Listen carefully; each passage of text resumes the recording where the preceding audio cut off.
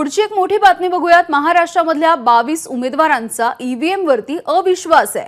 त्यामुळे राज्यातल्या 22 उमेदवारांनी ईव्हीएम पडताळणीचा अर्ज केलेला आहे। ईव्हीएम मध्ये गडबड असल्याचा या पराभूत उमेदवारांना संशय आहे। ईव्हीएम वरती संशय असल्यामुळे भाजपचे नेते राम शिंदे यांचा सुद्धा यामध्ये समावेश असल्याचं कळतंय आणि उमेदवारांना एकूण मतदान केंद्रांच्या 5% केंद्रांवरच्या मतदानाची पडताळणी करता येऊ शकते।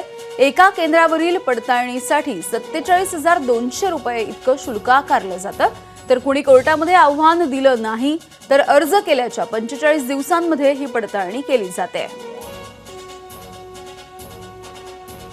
तर हे अर्ज करणारे नेमके कोण आहेत आपण बघूयात।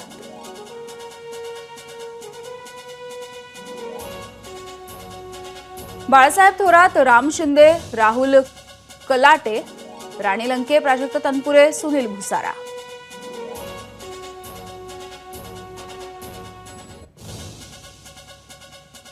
फवाद अहमद, राजन विचारे, दीपेश म्हात्रे, क्षितिज ठाकूर, हितेंद्र ठाकूर, नरेश मणेरा।